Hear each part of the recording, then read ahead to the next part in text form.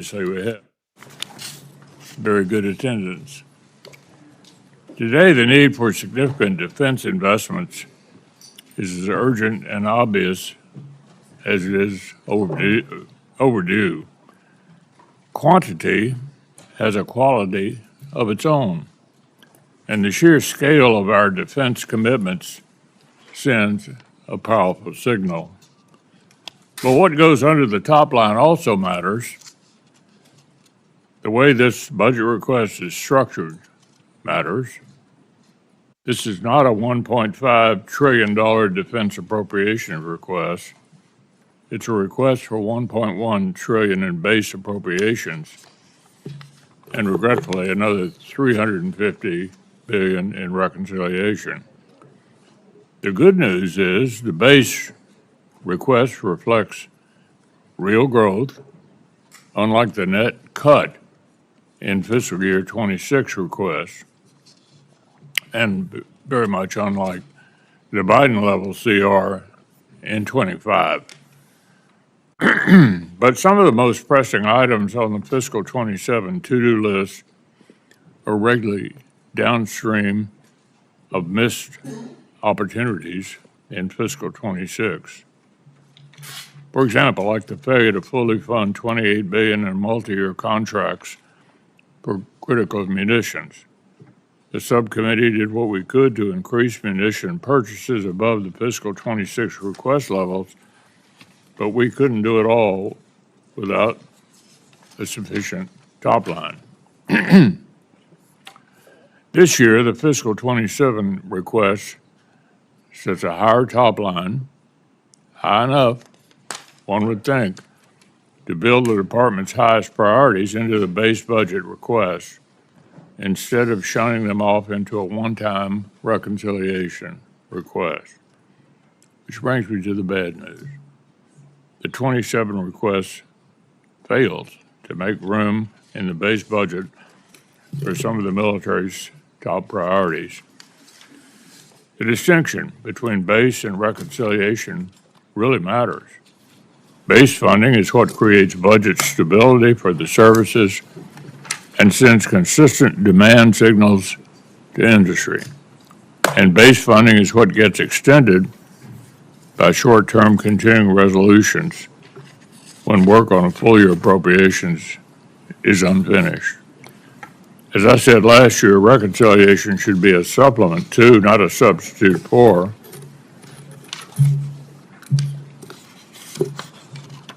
political realities will not always allow for party line budget reconciliation. And if the department's top priorities aren't built into annual appropriations, we're actually taking a big risk. The department is right to make Golden Dome, munitions, and the F-35 program and drone dominance top priorities. But these key lines of effort only work if we put them on solid fiscal footing. So, why is the department requesting funding for multi-year munitions contracts, which by definition require steady year-on-year funding via a one-time reconciliation? And why risk some of the president's top priorities like Golden Dome by not firmly building them into the department's baseline? National missile defense will require sustained funding over many years, not a one-year expenditure. Other key platforms like the second destroyer and the E-7 battle management aircraft aren't requested in base or reconciliation. So, Mr. Secretary, you've been outspoken about the pace of America's armed forces as the most, quote, powerful, most lethal, and most prepared military on the planet. I'm as committed as you are to sustaining that role, but that's precisely why I'm confused by the administration's failure to prioritize key systems in the year-on-year base budget spending. So I hope you'll explain the department's current approach to allies and partners. The stunning success of Operation Midnight Hammer and Operation Epic Fury illustrates the importance of the access, basing, and overflight granted by our allies in Europe and in the Gulf. I'm as frustrated as anybody about Spain, but they are the exception to the rule when it comes to European allies carrying more of the burden. Likewise, it's impossible to conceive of U.S. power projection in Indo-Pac without the breach that comes from decades-old alliance relationships. So I want to hear the Department's view of the role of longtime allies in support of U.S. interests across the globe, because it's quite clear now that our expectation for European allies is no longer the focus of our own continent message that they received from your subordinates for most of the year. Our adversaries are working together to undermine America in the West, strained relations with our partners who are making generational commitments to collective defense and driving investment into American-made weapons and systems only serves our adversaries' interests and limits our capacity and deterrent power globally. So I want to hear about the future of capacity building with committed allies and partners. From the Baltic states to Taiwan and the Philippines, I expect the European capacity building investments intended specifically for Ukraine reach their destination without further delay. Wars in Ukraine and the Middle East clearly show that we have things to learn from our friends. If we want drone dominance, it makes perfect sense to deepen cooperation with the world's most drone warfare experts. I want to underscore this is not charity. When our partners are capable, deterrence is stronger, and the risk to our own service members is lower. This is true in the Middle East today as it was in Europe and the Indo-Pacific. And I think it's noteworthy that our allies in the Pacific have an interest in Ukraine, have sent representatives to NATO meetings. They're hoping for and expecting that NATO will play a worldwide role in defending democratic countries against these adversaries that we're all challenged by. Our allies and partners have many of the interests, and if we fail to take full advantage of it, we're only hurting ourselves. I'll end with one observation on the prospect of supplemental appropriations. The deficiencies of our munitions, critical munition stocks, and industrial capacity actually existed long before the conflict with Iran and Russia's escalation in Ukraine. If the administration sends Congress a supplemental appropriation request, it'll be an important step toward fixing a long-standing problem and investing in future deterrence. It shouldn't be a referendum on the war in Iran. I supported a national security supplemental in 2004, even though I thought President Biden's approach to Russia and Iran was too weak. I did it not because supporting Ukraine is in our strategic interest, but because these funds helped replenish American stockpiles and restore our own defense industrial base. And in fact, jobs are created in 38 different states in this country, in our country, American jobs, by a significant percentage of what that went for. Today, the need to expand munitions production and replace battlefield losses is actually even more urgent. So with that, I'll ask each of our witnesses, after we hear from Senator Coons, to make an opening statement and hopefully limit your remarks to 5 minutes. Chris? Thank you, Mr. Chairman. Thank you, Secretary Hegseth, General Caine, Chairman Caine, for appearing before us and for your testimony today. Let me just begin by expressing my gratitude to the service and sacrifice of the 2.8 million members of the Joint Force and the civilians who support them, and in this urgent moment to focus on a few simple and clear questions. It bears repeating that the regime in Iran is a terrible regime that has the blood of thousands of American soldiers on their hands over decades, and that they pose a sustained and real threat to the United States and the region. And it bears repeating that our allies are increasingly distanced from us as our adversaries are increasingly aligned. I agree with much of what the chairman said, including that we are in a moment of real contest and danger in no small part because Russia, China, DPRK, and Iran are partnering. Russia and China are helping resupply Iran and the drones that they're using to contest and close the Strait of Hormuz, to target and kill Americans and degrade our facilities. And so if our adversaries are increasingly aligned, I think a core question is, are we?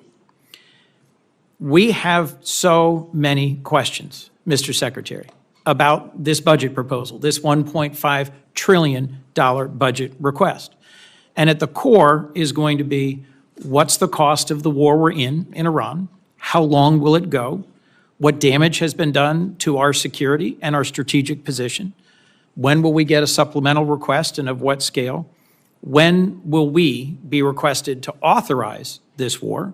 And when will the American people get a clear answer about our strategic goals and how we will achieve them?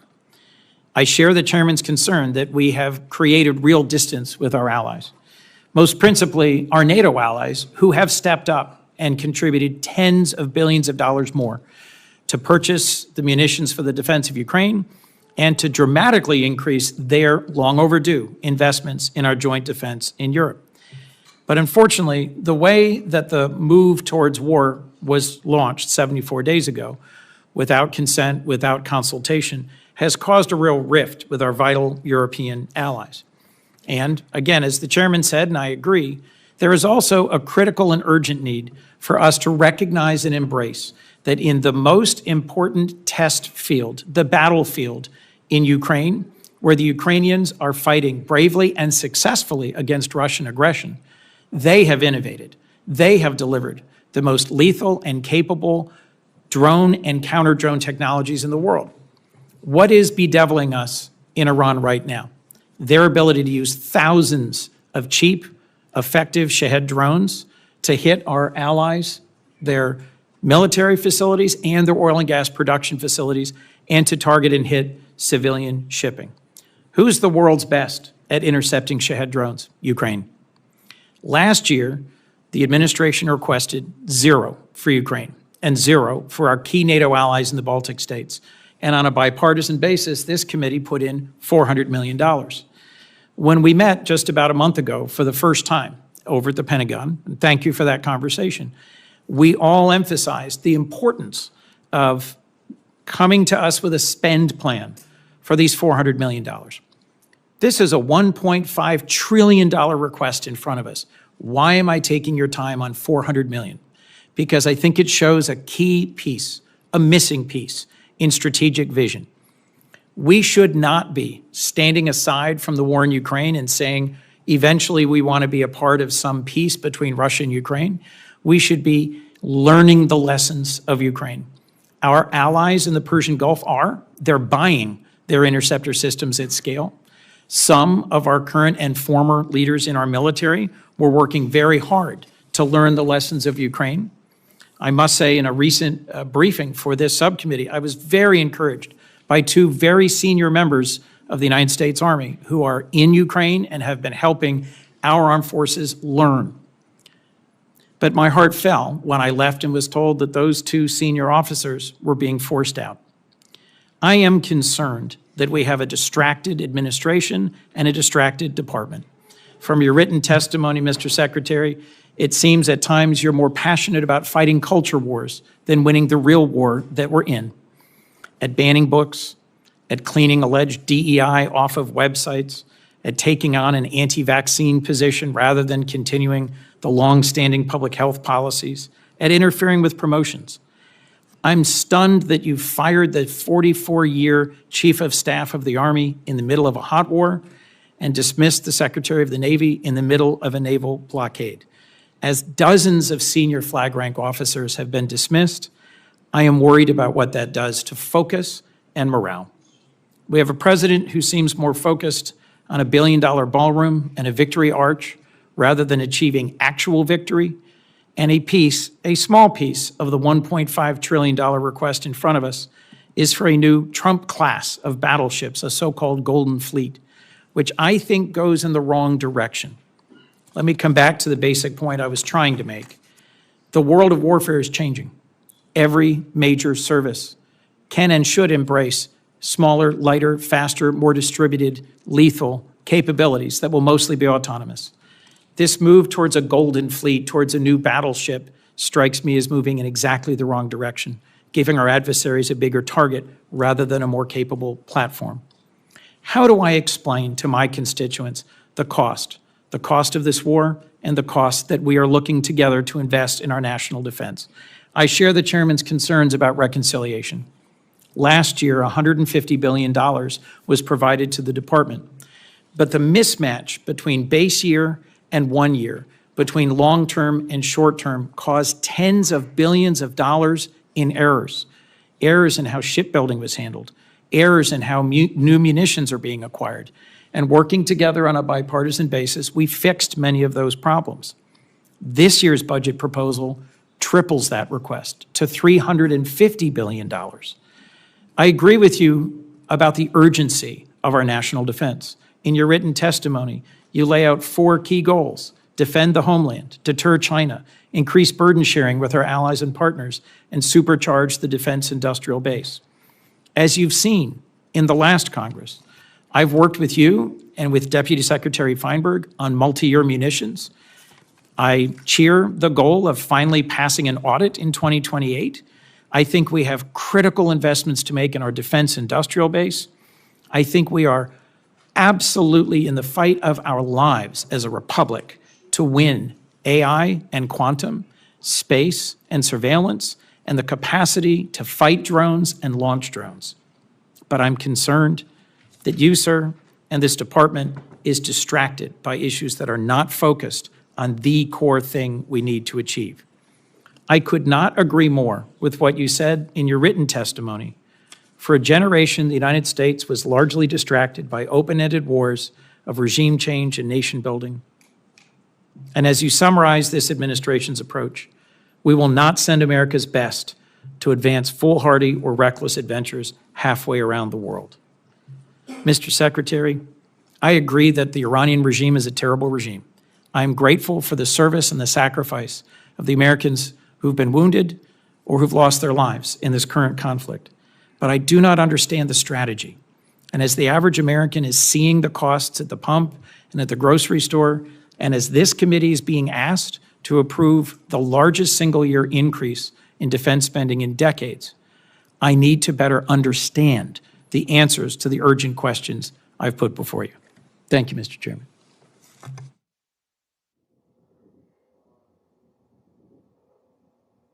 Yes, sir. Chairman McConnell,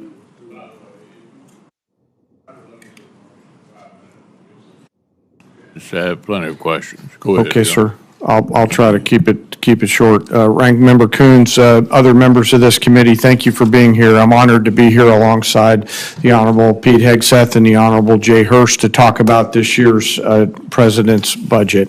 I'm grateful for the opportunity today to speak with you about the foundation of America's strength, our 2.8 million members of our joint force. And I'm continually inspired by the soldiers, sailors, airmen, Marines, Coast Guardsmen, Guardians, and civilians standing the watch. They all could choose to do something different, but they choose to come serve our nation and do something more important in themselves. I would also like to highlight the 40 members of the Joint Force who've passed on from operations, combat, and training during my time as chairman, to include the 14 members who passed and were killed in action in Operation Epic Fury, and also highlight our most recent loss, First Lieutenant Key from Africa, who was out there, TDY.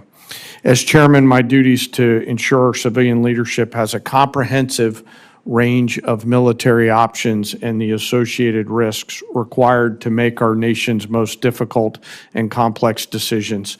I owe the President, the Secretary, and you, the Congress, the truth at every turn, and my blueprint for this role has always been General George C. Marshall. His firm commitment to civilian control, to a nonpartisan military, remains my constant standard.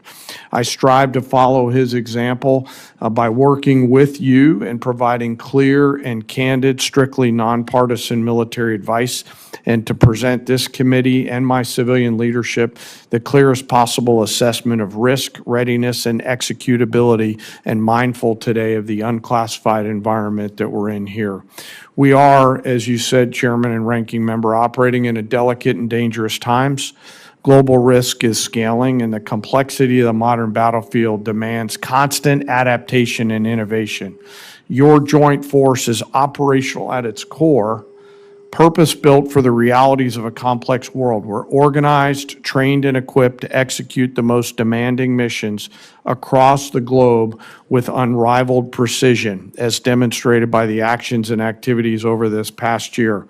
We are the most professional military on earth, and we're able to do these things because of the deep, enduring reservoir of training, professionalism, and commitment.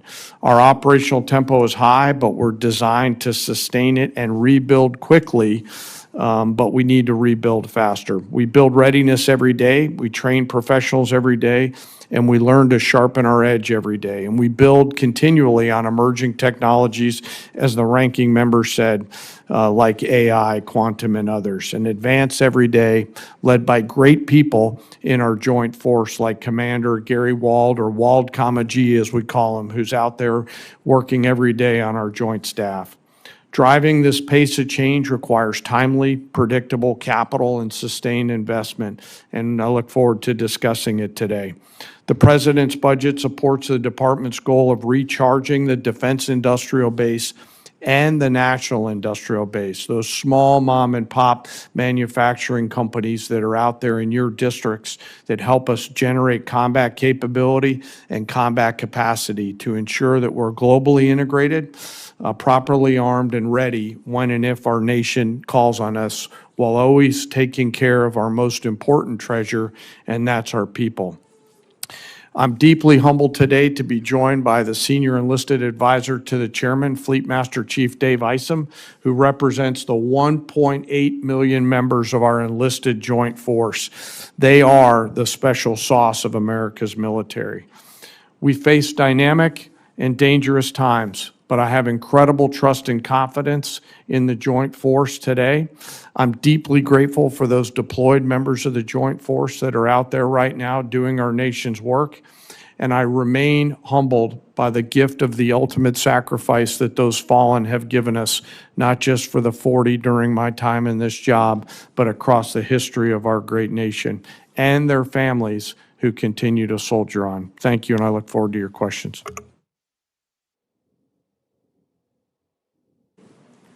Thank you, Mr. Chairman, Ranking Member, members of the committee.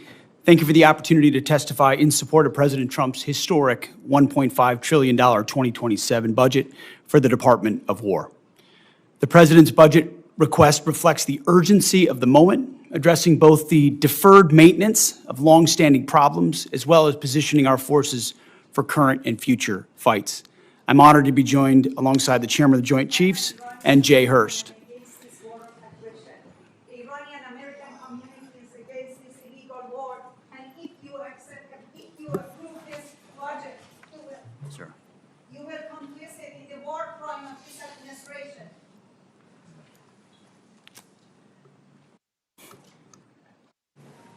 If I may interject, I ask that we have order in the hearing room so we can proceed.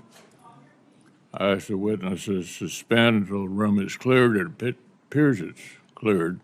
Go ahead, Mr. Secretary. Thank you. I'd like to start by thanking this committee and Congress for your partnership in securing the investments needed to maintain the most powerful military in the world.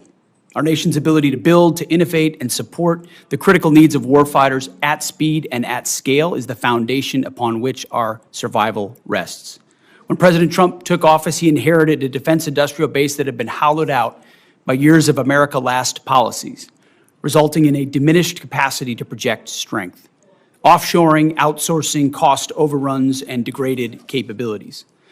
Under the leadership of President Trump, a builder-in-chief, we are reversing this systemic decay and putting our defense industrial base back on a wartime footing. Urgency informs everything that we do. We're rebuilding the military that the American people can be proud of, one that instills nothing less than unrelenting fear in our adversaries and confidence in our allies. We fight to win in every scenario, to include ensuring Iran never has a nuclear weapon. The $1.5 trillion FY27 budget put forward by the President will build upon the historic $1 trillion FY26 top line and will continue to reverse 4 years of underinvestment and mismanagement of the Biden administration. The $1.5 trillion budget will ensure that the United States continues to maintain the most capable military in the most complex of environments. Not to mention, however, that this budget also includes a historic troop pay increase, 7%, that builds on the pay increases that Congress has given in previous years. And the budget eliminates all poor or failing barracks. Quality of life for our troops is front and center in this budget. By supercharging our industrial capacity and transforming how the department does business, we are restoring American commercial dominance at a pace unseen in generations, transforming the defense industrial base from the broken, slow-moving systems of the past. We have flipped Pentagon acquisition processes from a bureaucratic model to a business model, decisively moving from an acquisitions environment paralyzed by bureaucratic red tape to an outcome-driven organization focused on delivering the most for taxpayers. Over the past year, through historic multi-year procurement agreements, smart business deals, we have sent an unambiguous demand signal to our industry partners, large and small, to build more and build faster. The result has been a surge, a revitalization of our great American factories and a massive reinvestment in the skilled American workers who serve as the industrial muscle behind our warriors. I'll provide a brief overview of what's been accomplished on that front in just a few months. These are announced new facilities and investments in support of American warfighters. The department has helped stimulate more than 250 private investment deals in 39 states and 180 cities in 150 companies, not just the big primes, worth more than $50 billion. This has resulted in 280 new or expanded facilities and more than 18 million new square feet of American manufacturing, 70,000 new jobs. These $50 billion in investments in new plants, new assembly lines, and new factories are private investments, not taxpayer dollars. By completely transforming our department's business model, American companies, private companies, are investing in their own factories with their own money, a historic demonstration of American manufacturing and defense revitalization, all with their capital, not Uncle Sam's. This has not been done before and is long overdue. It's from a bureaucratic model to a business model. These investments equal great things for American families and American workers and help ensure that we can defend the American dream, all American made. Together with the help of this Congress, we're turning the lights back on the arsenal of freedom. We're firing up the American economic engine at every level of our defense industrial base. Every policy we pursue, every budgetary item we request serves to ensure that this department remains laser-focused on increasing the lethality and survivability of our fighting forces from the front lines to the factory floor. We truly believe this is a historic budget, and at every level, we have made it a fiscally responsible budget. This is also a warfighting budget. Under President Trump, we are restoring the unbreakable might of American manufacturing, which has to underwrite everything.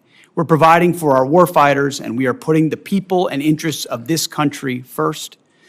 May Almighty God continue to watch over our troops, and may we honor the legacy of those brave Americans that we've lost.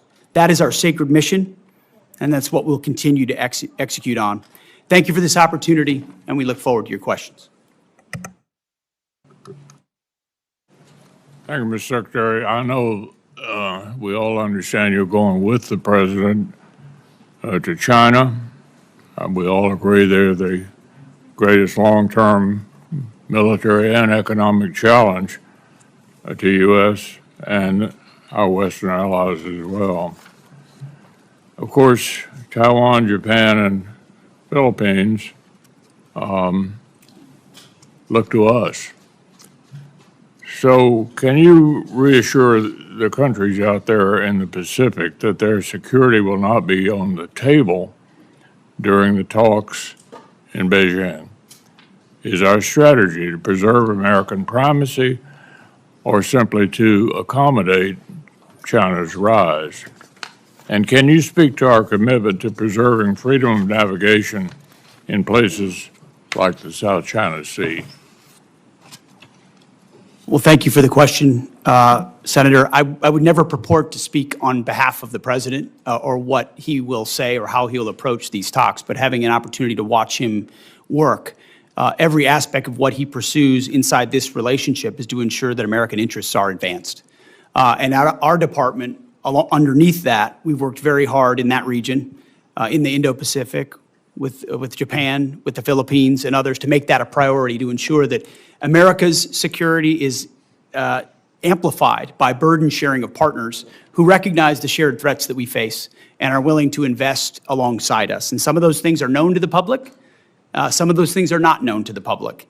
But since the beginning of my time in this job, we've focused in that area of operations to ensure that Admiral Paparo has every option available to include with partners to create all the dilemmas necessary to give America every advantage possible, whether it's freedom of navigation, access basic and overflight, and ultimately put the president in a position where he's going into Beijing in a position of strength, which he will be.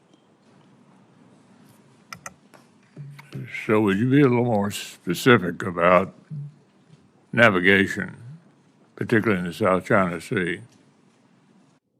I think what you've seen from this administration is a commitment to freedom of navigation. Take, for example, the BAM and the Houthis, which under the Biden administration, they allowed American ships to get shot at without consequence.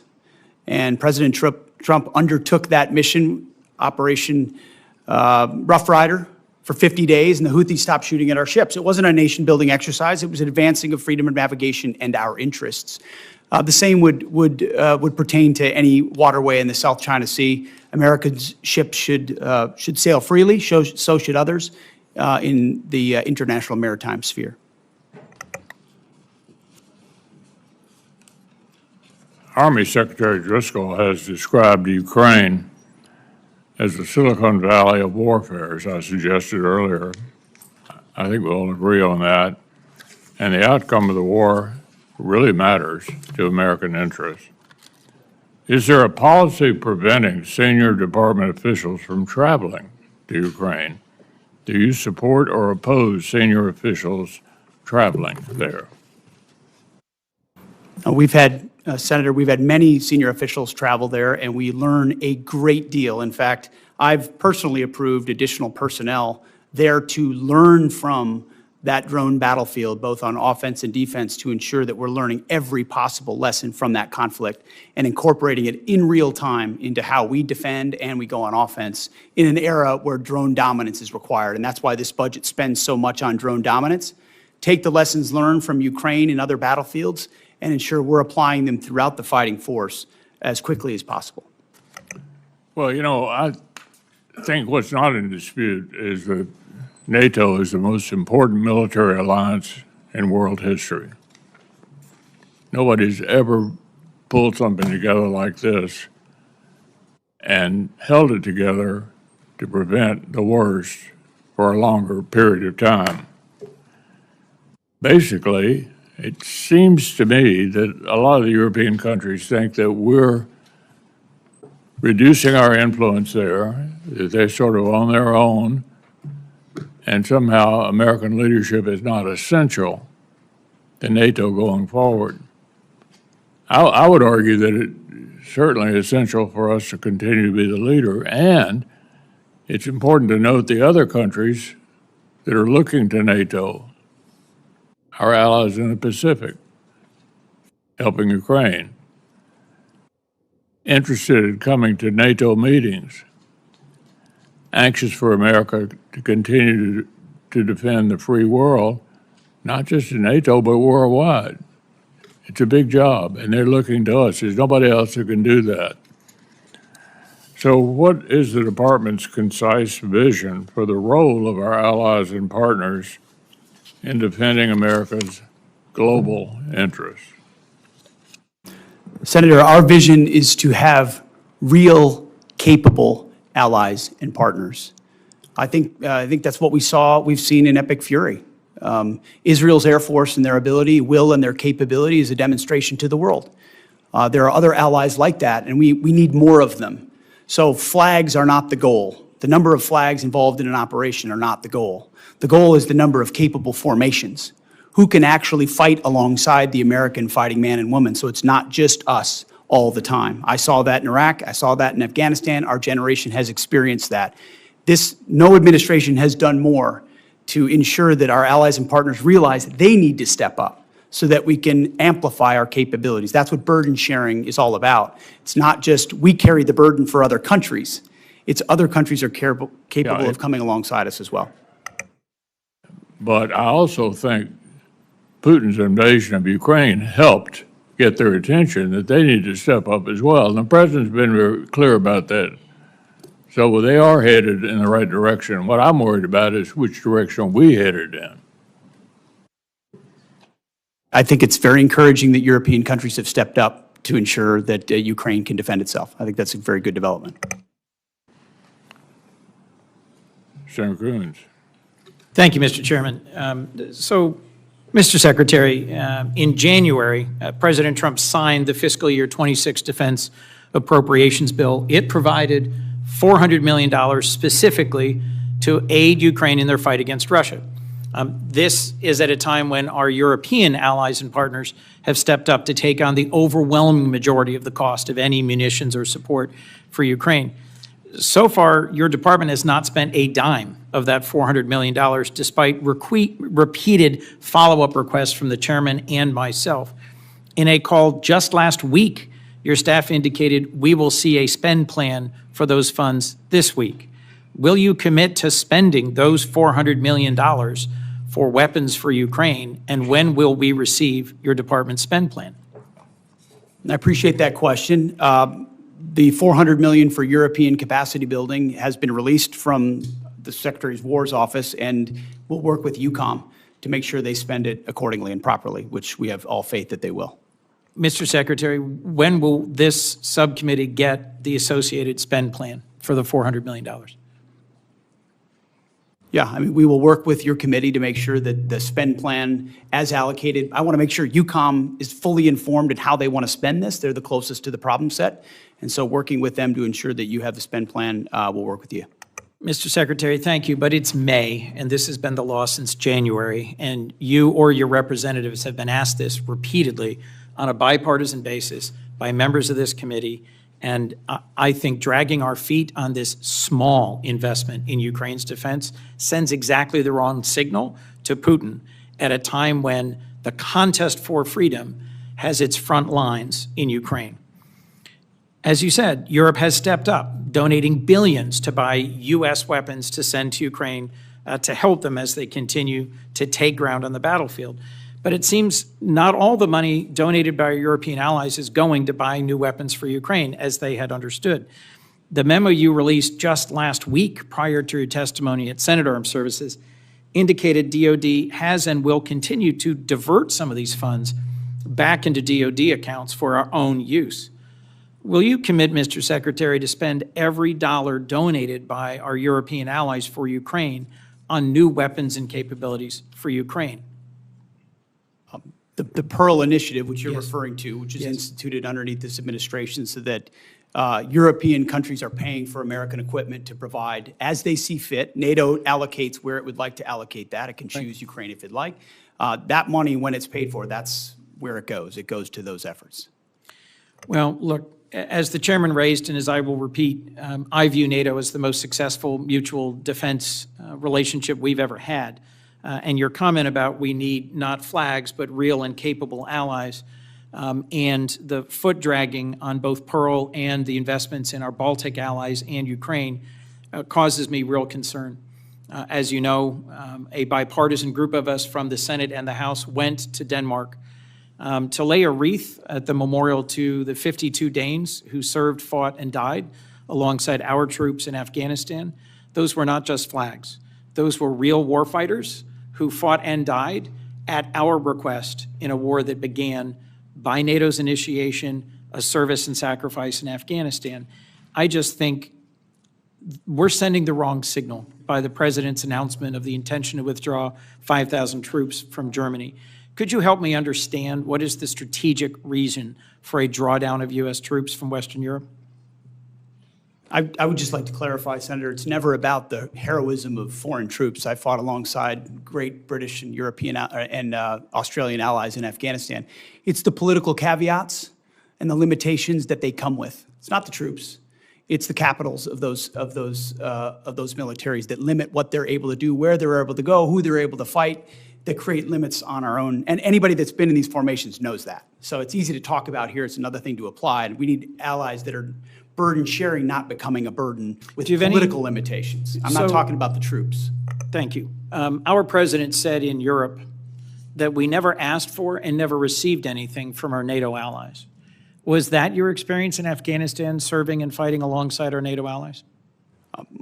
I've written extensively about that, and the vast majority of my experience was frustration with the limits of what those troops were able to do because of the political caveats, rules of engagement, and limits that came from their capitals. But you don't doubt our question that about a third of all the combat casualties in our war in Afghanistan were our NATO partners and allies. I would have to go back and check that number, but I take your word for it. Let me just assert that hundreds and hundreds of service members from, as you put it, Australia and the United Kingdom, as well as many other of our allies, served, fought, and died alongside us. So I'm just going to simply say, in terms of our reliance on our partnerships, I'll agree with the chairman that at a moment when Russia and China, North Korea and Iran are coming closer together and delivering a bedeviling lethality in this ongoing war in Iran, for which we don't have a clear strategy or clear answers, our better strategy would be to partner more closely with Ukraine, dig in deeper with our real values-based allies, our treaty allies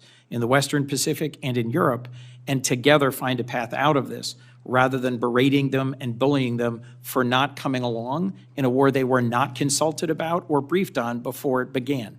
I look forward to a second round. Thank you, Mr. Chairman. Senator Collins. Thank you, Mr. Chairman.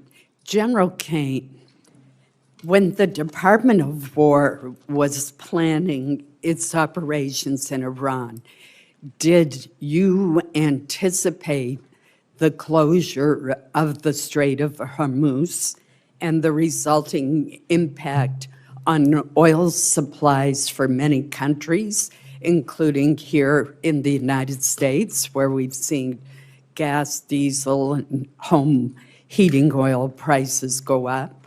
I ask this question because there's historic precedent, obviously during the Iraq-Iran war. Tankers were fired upon in the Strait. Senator, thanks for the question. As always, we have an incredible staff over at the Pentagon and down at USCENTCOM.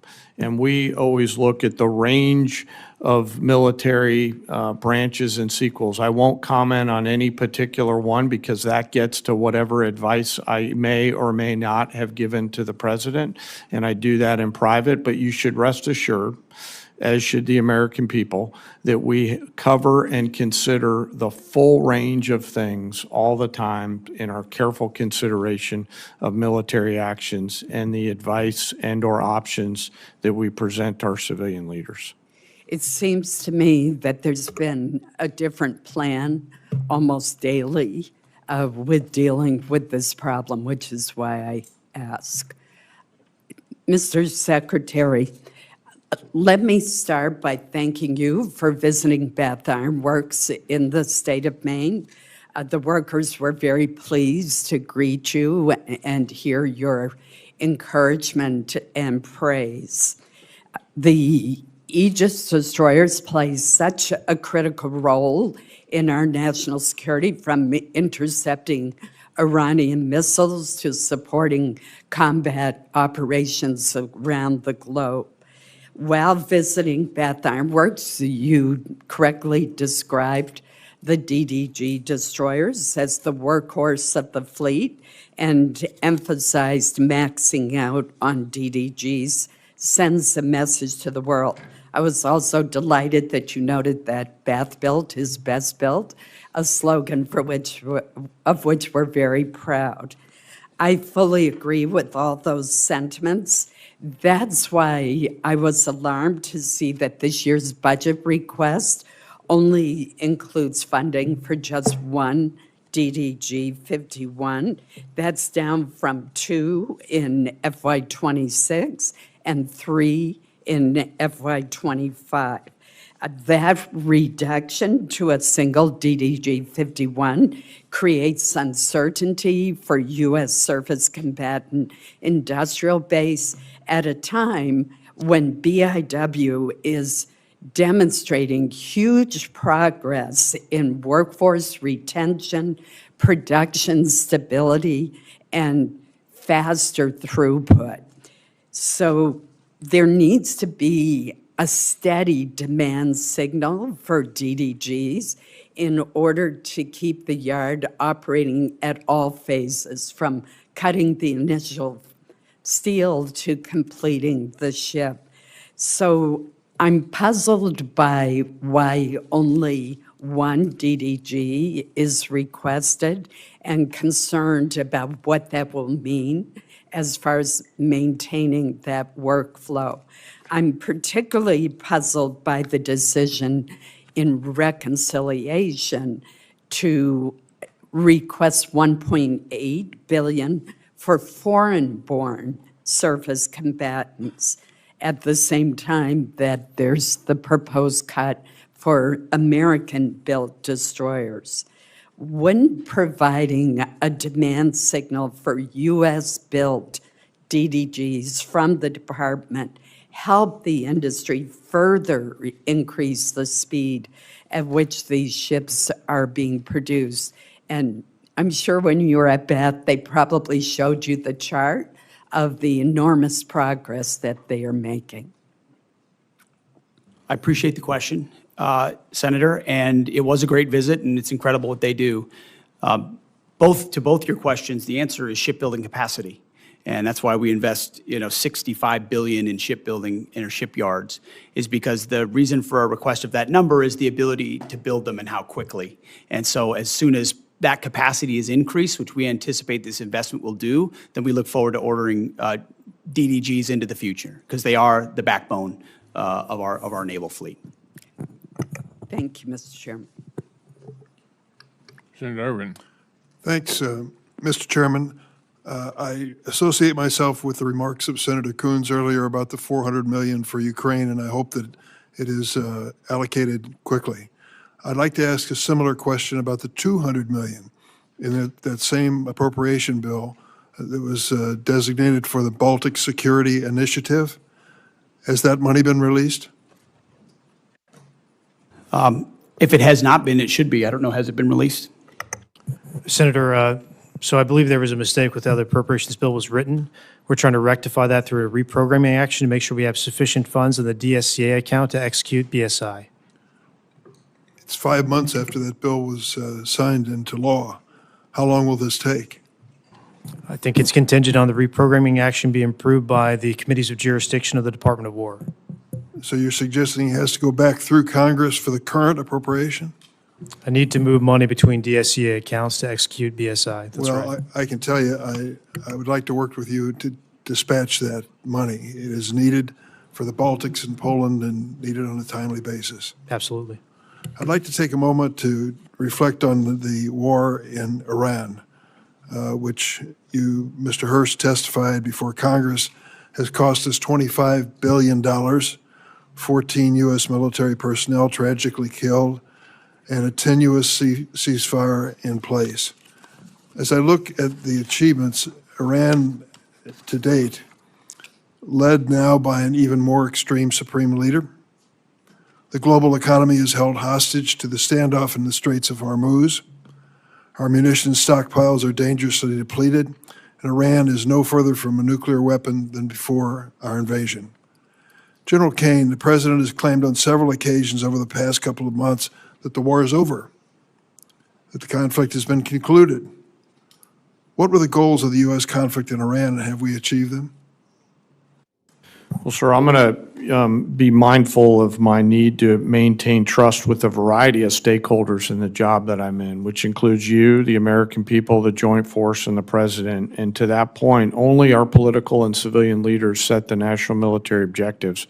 Our military objectives have been clear the whole time around targeting Iran's ballistic missile systems, preventing them from threatening U.S. forces in the region, destroying the Iranian Navy, degrading its capacity and capability, and ensuring that they can't rebuild by focusing on their defense industrial base. I'll defer to the Secretary and the President on other strategic objectives, but that's what we've been focused on, sir.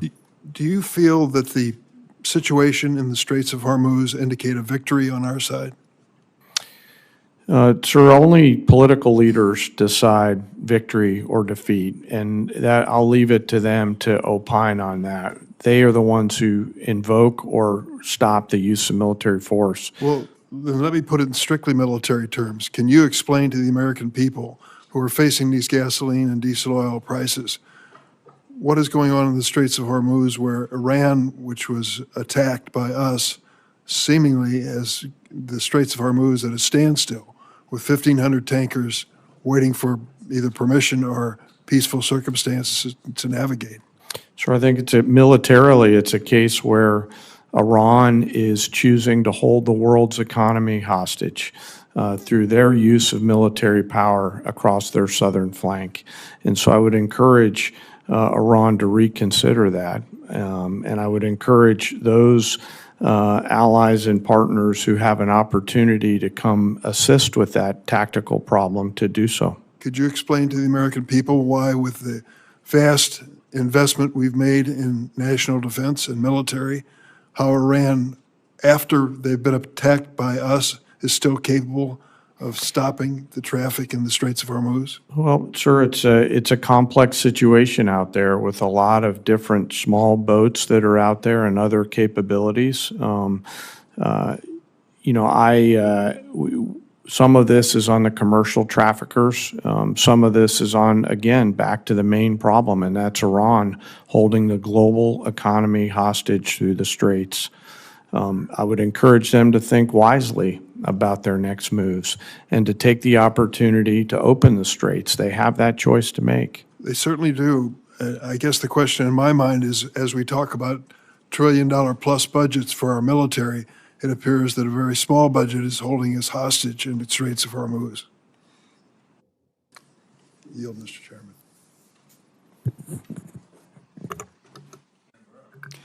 Thank you. I just want to start off with saying that these military operations against Iran have been spectacular.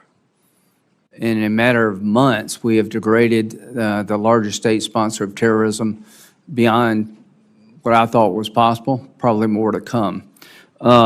Ms. Secretary, 900 pounds of 60% enriched uranium, do we all agree that's what Iran has buried somewhere?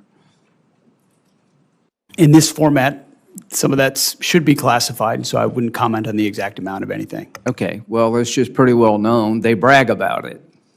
Is it possible they could have 60% highly enriched uranium without them cheating in the past? We know in every context of what Iran has undertaken, they've lied and cheated. The answer is no. Everything that Obama and Biden did was designed to keep it to a civilian nuclear program.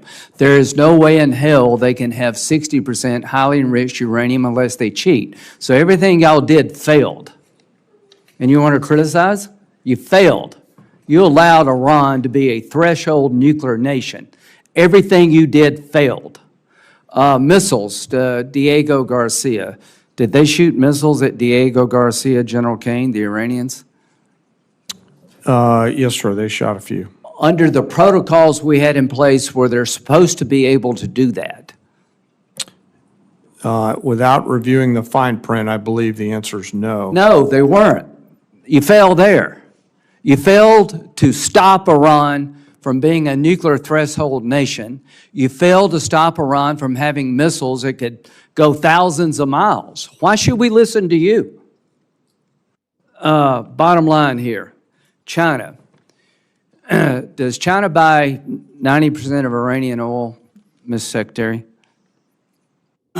China buys a very large percentage of Okay, Iranian oil. 90% is pretty large. So does China buy, are they the largest purchaser of Russian oil and gas? I would imagine they're up there, Senator. They are. They're the largest. So President Trump, when you go to China, realize that the person you're talking to is propping up Russia and Iran. I appreciate what you've done in Iran. I appreciate what you're trying to do to end the Russian-Ukraine conflict. Do you agree with me, Mr. Secretary, that of all the countries on the planet, China could have the most influence of ending this war if they chose to? I think the most influence is in President Trump's hands and what he decides to do, and he'll Well, set what the if- terms what of how if this. China stopped But buying- ultimately, China has a lot of leverage, you're right. Yeah, they did. What if they stopped buying 90% of oil from Iran? That's not President Trump. That's up to China. Do you support putting tariffs on China if they continue to buy Russian oil and gas? Tariffs is not my lane, but anything we got can you. do to put pressure on people, I usually Right. support. Well, do you believe that when we put pressure on India by a 25% tariff for buying Russian oil, they kind of backed off? I would say I've had a front row seat to the efficacy of tariff policy, yes. Yeah, I think it works, guys, and we're on the breakout here in a minute of having a bill that would give the president ability to tariff the largest purchasers of Russian oil and gas, and I hope he will use it. So I just want to, Pakistan, are you aware of reports that Pakistan are allowing their bases to be used to park Iranian aircraft, General Caine? Sir, I've seen one report on that. Well, is it accurate? Sir, I think based on the variety of classification matters that Let I've me seen, just say, do you agree if it is accurate, that is sort of inconsistent with it being a peace mediator? Sir, I wouldn't want to comment on that based on the ongoing Thank you. negotiations and Pakistan's role. Secretary Hegseth, if the mediator is allowing reconnaissance aircraft in Iran to be parked in Pakistani air bases, do you think that's consistent with being a fair mediator? Again, I wouldn't want to get in the middle of these negotiations. I want Well, I maximum do. efficacy I for want our to get in the people. middle of these negotiations. I don't trust Pakistan as far as I can throw them. If they actually do have Iranian aircraft parked in Pakistan bases to protect Iranian military assets, that tells me we should be looking maybe for somebody else to mediate. No wonder this damn thing is going nowhere. So, you know, I appreciate all you've done. I'm very supportive of it. But when it comes to Pakistan and China, enough already. Thank you.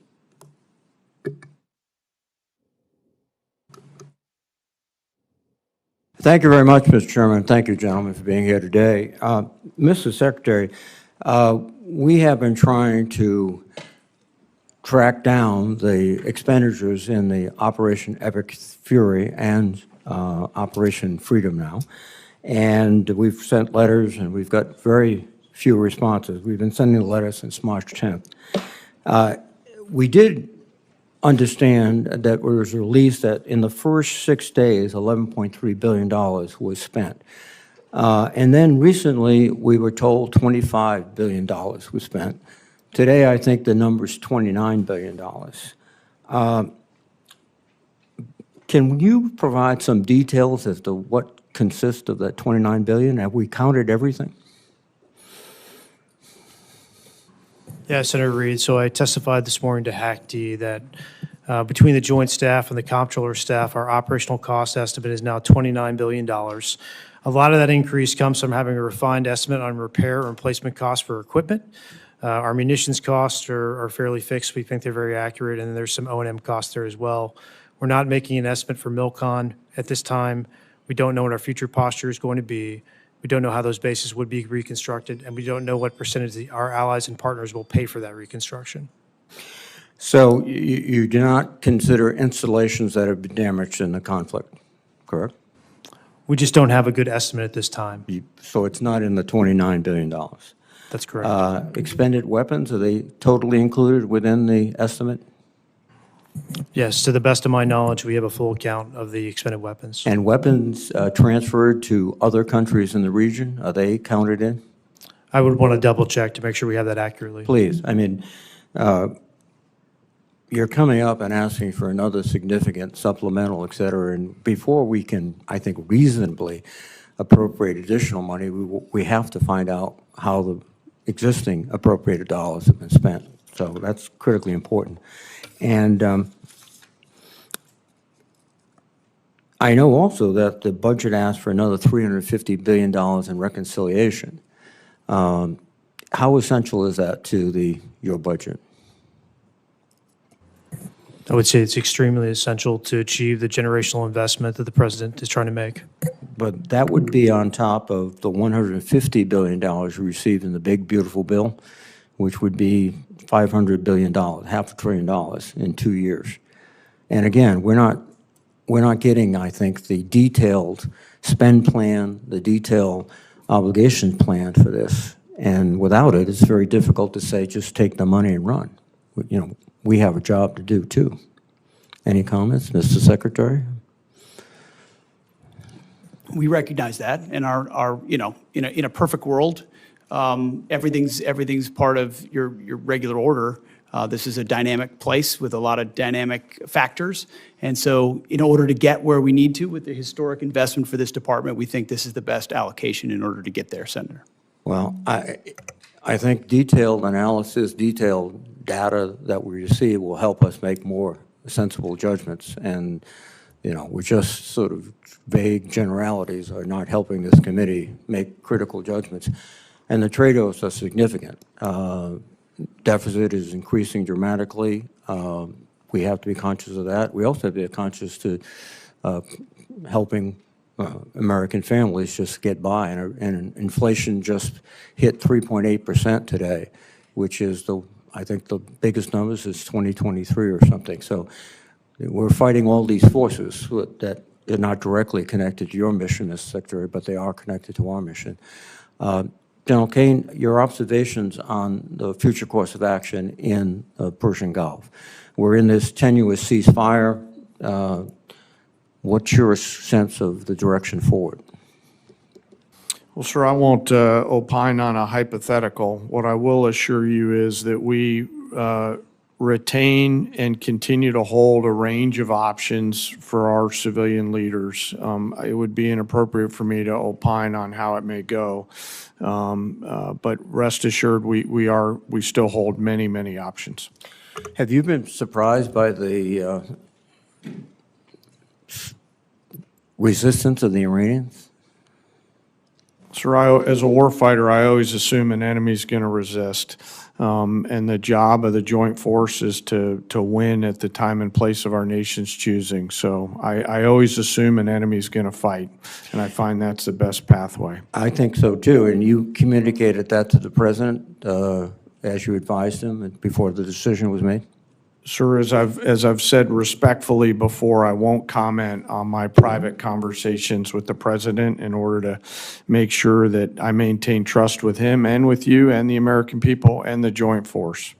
That's a principled response. Thank you very much. Thank you, sir. Senator Moran. Chairman, thank you. Secretary Hegseth, welcome. I just returned Friday from a visit to China. And one of the things that is seemingly clear to me is that Taiwan remains at the forefront of the Chinese efforts, next steps in what they want to accomplish. We have commitments, I guess, to defend Taiwan. You can explain that to me as you choose. What I would like to highlight is while Taiwan is still at the forefront, at least in the minds of the Chinese, the United States is seeing the Russian invasion of Ukraine, in which we're yet to some degree still involved. We're having deterrence in the Indo-Pacific in regard to China. We're conducting operations in the Middle East. All of that has drawn strategic capabilities from the joint force. One of the things I think we can do to augment our joint force is strong allied relationships, partnerships with others. Given the current threat environment that we are in and the scale of the global demands upon the United States, can you speak to how the department views the role of allies and partners in sustaining our global posture? And does the defense budget recognize, reflect the needs to strengthen allied integration and maintain credible unified deterrence? Senator, I appreciate the question, and I think foundational to it is a recognition that countries closest to the problem set should be most invested in ensuring that they can deter that adversary, which is why we want European capabilities to increase to deter Russian aggression. When you look at the Indo-Pacific, it's been a focus of our department since the day I showed up, whether it's ASEAN or Shangri-La or traveling to the region, going to South Korea, going to Japan, going to the Philippines, having them to our building to build out those relationships in a very real operational way. It's not about what we can sign. It's about what contingencies and dilemmas can we create for adversaries who may seek to expand their sphere of influence, whether it's militarily or economically or through pressure. And so I think while we've been involved in a lot of efforts around the world, through the president's leadership, we've reestablished deterrence. The world knows that America's word means something, from Maduro to the Houthis to Midnight Hammer to Epic Fury. When the president says you can't have a nuclear weapon, he means it. When the president says you're an indicted individual, he means it. Everybody sees that, including in the Indo-Pacific. And when you do that, plus build out your alliances, not based on talk, but based on capabilities, access, spacing, and overflight, training, interoperability in discrete ways, I think all the right people pay attention to that and see it. And that's been the focus in the Indo-Pacific for us for a while. And the budget request reflects those circumstance that you just described. Very much so. I would say Admiral Poparo, his request, his line items, his input was front and center in the build of FY27 to ensure allies and partners are considered. Yes, sir. Secretary Hegseth, let me change the topic. I worked closely with Senator Cruz to introduce and secure the unanimous Senate passage of the Rotor Act. That was an airplane that originated from Kansas that saw the death of 67 people near Reagan Airport. The department in December the 17th, released a statement in support of the Rotor Act, and yet when the House considered the Rotor Act, the department released an additional statement and claimed that enactment would create significant unresolved budgetary burdens and operational security risks affecting national defense activities. Can you explain what happened between the first statement and the second statement that caused there to be a different reaction? And I ask this because it's still very important to me that the Rotor Act or something very similar to the Rotor Act is enacted into law, and apparently for it to be passed, it needs to be something that the Department of Defense is supportive of. So what is it that changed between the initial statement, the second statement, so that we can bring this legislative endeavor to fruition? Well, I appreciate your attention to what occurred there. We've taken it seriously from the beginning. We recognize the need for the requisite oversight. It was an earnest change. The department didn't think that the changes that we had asked for were incorporated properly into the bill, and as a result, we came out and opposed it. But we look forward to an iteration of that bill to get passed because we think it's important that it happen. If I can paraphrase in my words so I understand what you're telling me, it isn't that something changed, it was that what you asked for didn't get enacted in the Rotor Act before it passed the Senate? Correct. We think some changes that need to be made were not made to the bill, and as a result, we changed our position, but we look forward to supporting something in the future. Yes. In my 15 seconds left, General Caine, could I ask you to visit with me momentarily after the hearing so that I can raise a topic with you and have you point me in the direction of where I can find an answer? Of course, sir. Thank you. Senator Murray. Thank you very much, Mr. Chairman. Mr. Secretary, the war in Iran has not only cost 13 American service member lives, it is also costing American taxpayers dearly. Tens of billions of dollars and counting, and that's money that could be helping people perhaps get health care. But instead, we're paying for bombs dropped in a war that American people overwhelmingly oppose. Now, earlier this morning, I know that your team testified Trump's war with Iran cost $29 billion so far. That is $29 billion blown on a war of choice, and that's what it would have cost, actually, to save the ACA tax credits. But as my colleagues have already stated, what is concerning as well is it seems quite clear that that cost estimate is suspiciously low. Now, your acting comptroller suggested that damage to U.S. facilities was not factored into that figure. It is clear that there has been extensive damage to American military assets. New reporting from the Washington Post and others indicates that Iran has hit at least 228 structures or pieces of equipment at U.S. military sites. Can you tell us what the cost of damage done to U.S. facilities is because of this war? Well, I think Jay covered pretty clearly what we can or cannot share, but I would simply respond that, and I think it's an important point, considering what the president is undertaking, is what is the cost of Iran obtaining a nuclear weapon? And the fact that this president's been willing to make a historic and courageous choice to confront that, it comes with cost, and we recognize that. I understand what your judgment that, is. We have a judgment as well, and I'm asking if you can tell us, and at what point you can tell us what the cost of damage done to U.S. facilities is because of this war. Yeah, ma'am, thanks for the question. So for future posture in the Middle East, we don't know what that's going to look like. We don't know how we're going to design these bases. The damage to date, you do not have any cost estimate on it at all. For the military construction, I don't have a cost estimate to provide you at this time. Well, when will we get that?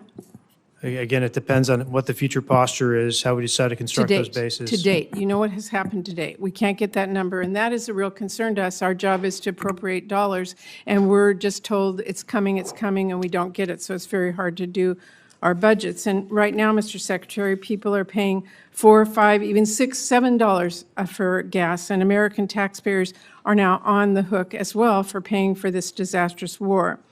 You're spending families' hard-earned tax dollars on a war that many strongly oppose, and you're forcing people to pay more at the pump, and yet you're not even providing a real breakdown for the cost of this war so far.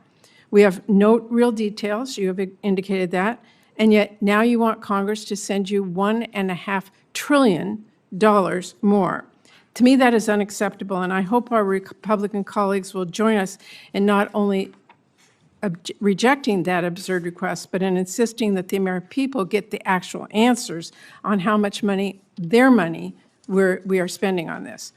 Now, let me turn and say, Secretary Hegseth, the president has called Medicaid, Medicare, and child care little scams and said, quote, we're fighting wars, we cannot take care of daycare.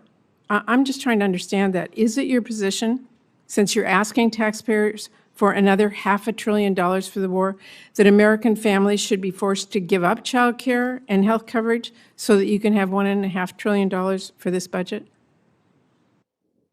Senator, that's not my department. I certainly support this, and I also support the president's efforts to find and remove fraud wherever possible in a general sense. I'm not talking and we do about that in our fraud. department as well. I'm at every step. not talking about fraud. I actually asked whether an American family should lose their health care or their child care to pay for this budget. That is literally what the president suggested. The president has proposed a historic $1.5 trillion budget that will defend the nation and confront threats like Iran, which previous presidents allowed to happen, as Senator Graham pointed out. Well, Previous administrations said they wanted to take care of this problem, and they did not, and he's doing it. The question in front of this committee, the question in front of the American people is, what are they being asked to give up for this $1.5 trillion? That's where I was talking about. And lastly, Mr. Secretary, your budget request cuts through Trump's ramblings and really, to me, makes the truth clear that you and the president don't value families as much as you value defense contractors. You want to increase the war budget. I meet Let me every finish. family at Dover. Okay, don't tell me Let we me- don't care about families. We Mr. sure do. Mr. And we Secretary- take care of them in every way we possibly can. I'm asking you about taxpayer dollars that everybody has. So when we've been to war before, we have asked people to do victory gardens. We've asked them to pay more. You are not doing that. You are asking for $1.5 trillion, which means something else has to be given up. That is what this committee is looking at. You want to increase the war budget for the next year by $500 billion. That is taxpayer money that could be used to feed families or build new affordable homes or wipe out some diseases completely or increase child investments 20 times over.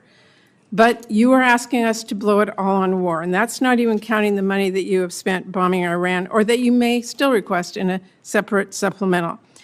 And to me, this budget wasn't even strategically crafted. $1.5 trillion, it's like the president decided that was the number and you all filled in the blanks. So what I'm here today to say is you asked for a massive laundry list of unnecessary spending. It's a huge payday for defense contractors, and you still don't even ask to give DOD civilian workers a pay raise. And to me, this is absurd. I know you do not care what I have to say. So let me quote you someone you might actually listen to, President Eisenhower. He said, "Every gun that is made, every warship launched, every rocket fired signifies, in the final sense, a theft from those who hunger and are not fed, those who are cold and not clothed. This world in arms is not spending money alone. It is spending the sweat of its laborers, the genius of its scientists, the hopes of its children." That is what this budget proposal is asking. It's going to leave Americans cold and hungry to fund Trump's war and make defense contractors a fortune. So that is why I hope this committee throws that in the trash and comes together with a budget that works for all American families. Thank you, Mr. Secretary. Thank you, Mr. Chairman. Senator Hoeven. First, I want to thank you, gentlemen, and all of our men and women in uniform for the incredible defense of our nation, what we're seeing really around the globe, and certainly in the Gulf right now. The professionalism, the capability of our men and women in uniform is frankly beyond belief. It's just amazing. And we need to say thank you to those men and women and their families every single day. It's really something. My first question is, Mr. Secretary in General, is there a way to secure the Strait of Hormuz before we fully resolve with the conflict with Iran? Well, thank you for your statement up front about the troops, and we certainly feel the same way. They're the best of America and deserve the best from all of us. As it pertains to, I actually didn't get a chance to reply to Senator Durbin, who said that Iran was attacked by us. I would take issue with that. For 47 years, we've been attacked by Iran, and they've been lying to pursue a nuclear weapon, and President Trump had the courage to do something about it. I don't think enough has been stated about the blockade and the power of the blockade and the dilemma that our blockade creates for them. They can't move anything out of Iranian ports, and over, I think it's 65 ships at this point have been turned around or disabled. The economic pressure that creates on them greatly outstrips the pressure on us, and we don't use the Strait of Hormuz anywhere near as much as the rest of the world does, or certainly they do. And I think it creates a lot of dynamics for future energy dominance for the United States of America, considering the increased capability that our country has, not to mention opportunities in Venezuela. So we have a range of options, as the chairman and I have discussed extensively, mostly privately, but some in public, to ensure that transit were to continue, should the president or others want us to go in that direction. But ultimately, we control the strait. Because nothing's going in that we don't allow to go in. And trust me, when we look at what Iran's thinking about that, they know they can't break it, and it's very concerning for them. Iran only responds to strength and force. And that's specifically why I asked the question, in that their evil regime can make their people suffer and hang in there. But if we can keep the pressure on with the naval blockade and navigate the Strait of Hormuz, we can keep the stranglehold on this evil regime and force the type of solution that we need and the kind of verification we need to enforce it. And that's, again, why I asked this question, and maybe both of you gentlemen could respond to that. I'm not saying that is what the outcome will be, or, ultimately it's up to President Trump, but what I'm saying, is it possible to keep that stranglehold on with the blockade, even though, the tyrants, the IRGC won't give up right away, and secure the Strait of Hormuz while we continue to put that pressure on them for a result that can work for this country and the world, and that's enforceable? And I'd like you to give me some more color on that, both of you gentlemen. Sir, I'll take a moment here and talk about pressure. And what you're really alluding to is what the entirety of the interagency is working on. With a hat tip toward Secretary Bessent, Secretary Rubio, and the rest of the interagency, the totality of total pressure, which the military element is just one component on, is what the regime in Iran is feeling right now. And I think there's no shortage of ability to hold that pressure. The decision on for how long to hold that pressure is, of course, a political one and within our civilian leadership. But I would highlight that they are absolutely feeling that pressure, not just from the blockade, as the Secretary talked about, but the continuation of sanctions that Treasury and others have put on there, and we retain a range of military options. Well, I 100% agree with you, but their ability, the regime's ability to endure pain is significant because they just put it on their people. My point is keeping that pressure on them, but at the same time securing passage in a way where commercial traffic will start moving. That relieves pressure on us and our allies, and that's what I'm asking for more color on how you effectuate that. Senator, there are options for that, should we go in that direction. There's a multitude of different directions, should the president seek to go that way, that we're prepared to operate on. Evidenced by the destroyers that went in and came back out. Exactly. To the great detriment of the limited ability of Iran to defend. I mean, remember, the entirety of Iran's conventional navy is at the bottom of the As with everything you do, you start out at a really high level, and then you just get better. And I'm seeing that with this blockade right now, with the way you disabled those last two tankers. I mean, you're getting better at blockading. And again, that's why I'm looking for continued options to secure traffic in the Strait while we continue to put pressure on Iran. Okay, thank you, gentlemen. Thank you, Chairman. Secretary General, thank you for being here. Secretary, I want you to provide some reassurance for my constituents. In 2019, the DIA published that Iran, quote, had swarms of small boats, large inventory of naval mines, an arsenal of anti-ship missiles that can severely disrupt maritime traffic in the Strait of Hormuz. In 2025, after Operation Midnight Hammer, a Brookings expert said, quote, "It is wrong to conclude Iran is now a defeated nation and will act accordingly. Iran's demonstrated destructive missile capabilities have penetrated nearly every part of Israel. Iran's arsenal could endanger American forces in the Gulf." And Senator Collins asked General Caine about the extent to which you were briefed and the president was briefed about the very likely outcome of this kinetic engagement. And there are some data points that seem to indicate that we did not see all of this coming, or that we didn't account for it. We may have been briefed on it, but we didn't account for it. Parts of the THAAD and Patriot systems in South Korea were moved to the Middle East. This is after the war. After the war, munitions were moved from around the world to defend U.S. sites in the region. There was a rush to evacuate United States personnel, and Iran struck more than 200 structures and equipment at 16 U.S. sites. So, Secretary, can you just reassure us that this was all foreseen and part of the plan, or can you tell us whether there were any surprises here? Well, thank you for the question, Senator. I can reassure you that it was all accounted for. Every aspect of this was poured over by the Joint Staff, by civilian leadership, and represented in pursuit of a very clear goal. And the chairman laid out correctly what the metrics militarily were from the beginning, whether it's ballistic missiles, Iran's Navy. You know, you can't contest a blockade if you don't have a conventional Navy, destroying the defense industrial base, but it was all in service of ensuring Iran never has a nuclear weapon. So as a And for, if- just if as you a for have- example. I mean, that was, so I want you to know, it was all Yeah, seen through the lens of preventing Iran from having the Yeah, I ability to understand that's threaten the region underlying or us. objective, and I do not dispute the military success. I don't think there's any doubt that when the most powerful, most well-funded, most technologically advanced, most disciplined, most trained military in human history sets out to do something, they almost always accomplish it. And so that's not what I'm talking about. I'm just wondering why we're moving THAAD assets from South Korea after the war started. I'm just wondering why there was a scramble to evacuate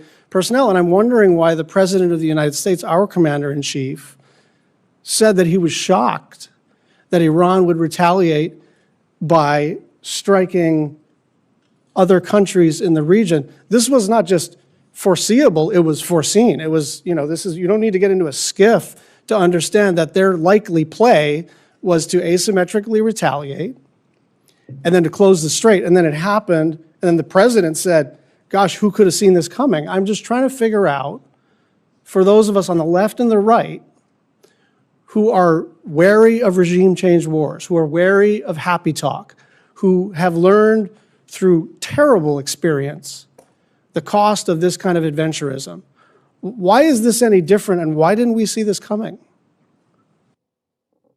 I appreciate your lauding of the force up front, and earnestly, that it's the greatest fighting force on planet Earth.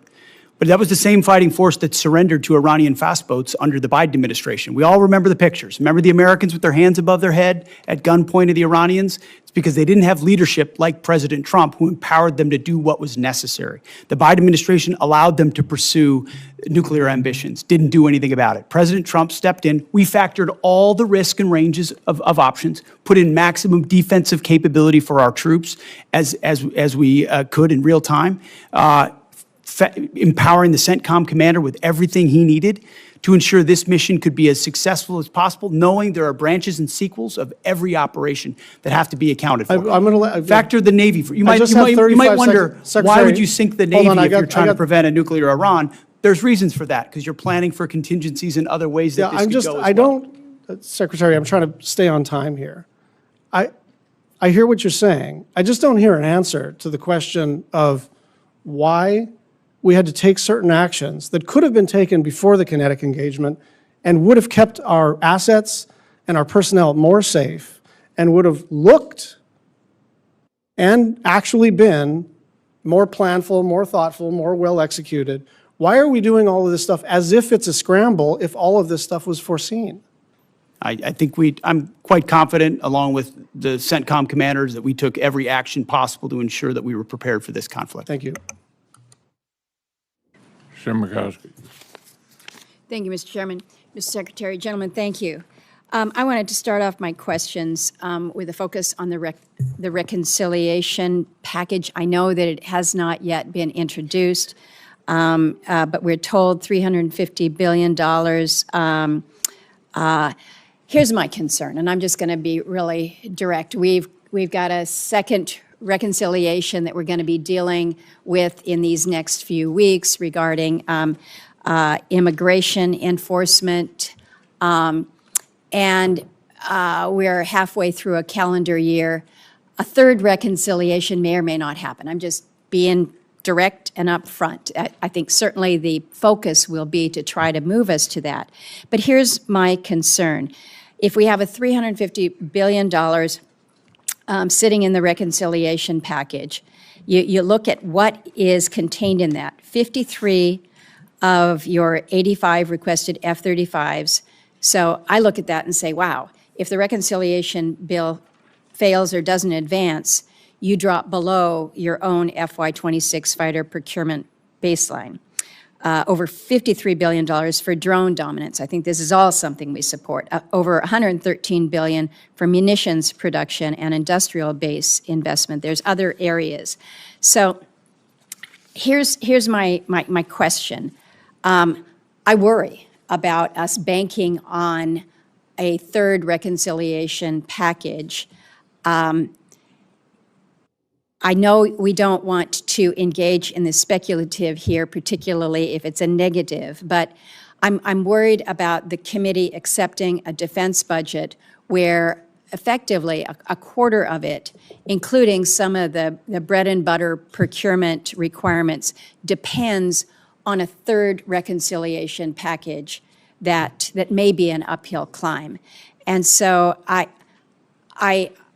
don't know, Mr. Secretary, if you can kind of walk me through why I shouldn't be worried about this, why what is included in the base budget bill will be the good coverage that we need, and it is not necessarily dependent on an additive of the reconciliation. Senator, I appreciate that perspective and share your concern.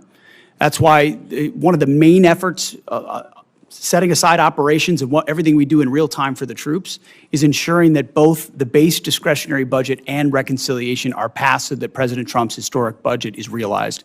Because of the underinvestment of the past, whether it's continuing resolutions or Biden budgets, we need to supercharge our defense industrial base, our munitions into the future. And so our entirety of our team and our department is running in the same direction to ensure that reconciliation as swiftly and as clearly and cooperatively as possible is passed alongside the base discretionary budget. Well, I understand that, but I just need you to understand our concern here, that you've got your base budget and then you have the reconciliation.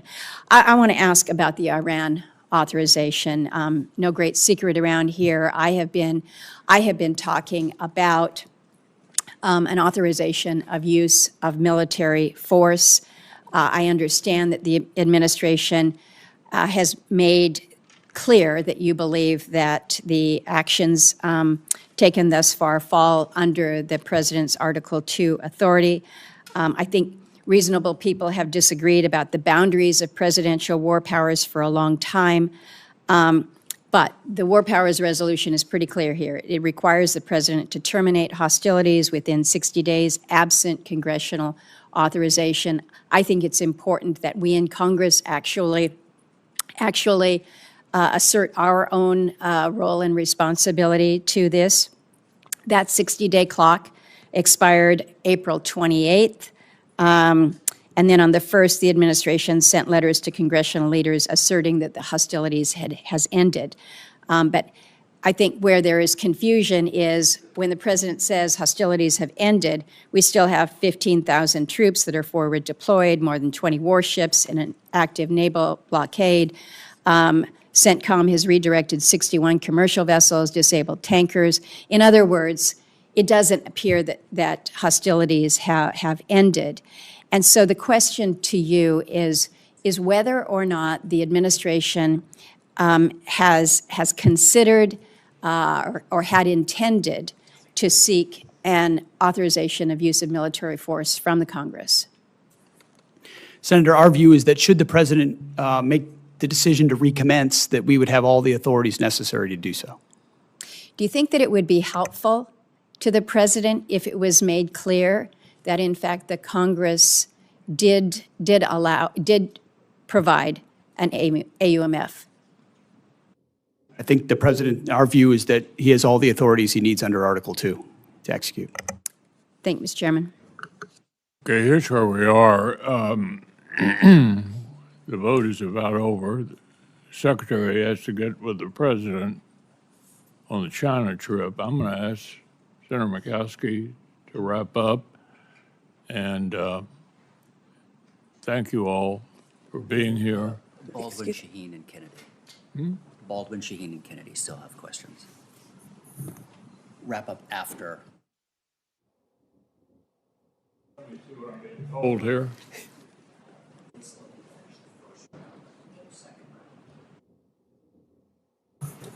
Yeah, obviously there's not a whole lot of time for a second round, so we'll get through everybody. And Senator Murkowski, I appreciate your taking over.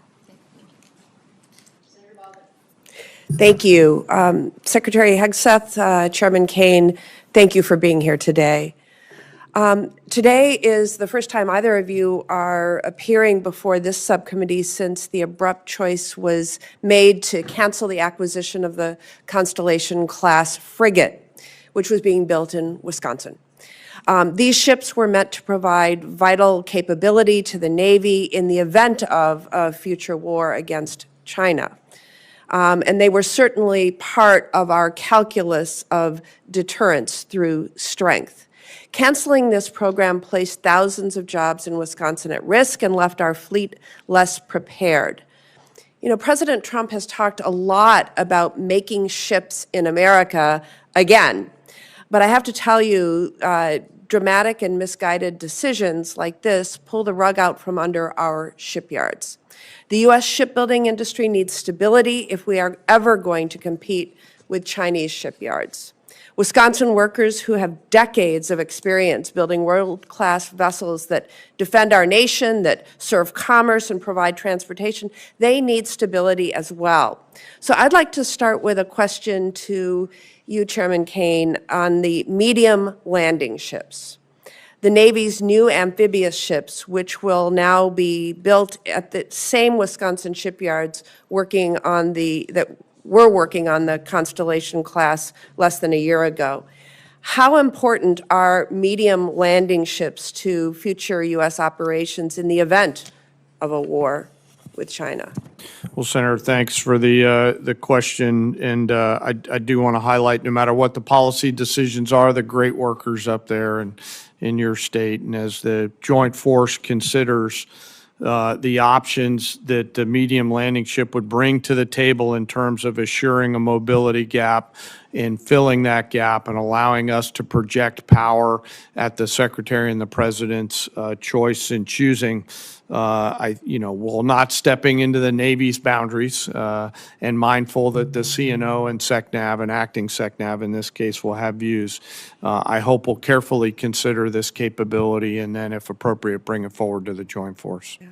Well, unfortunately, the department included the request for funding the construction of 6 medium landing ships in that partisan part of the budget request, the reconciliation, which is in danger of potentially not even passing this year.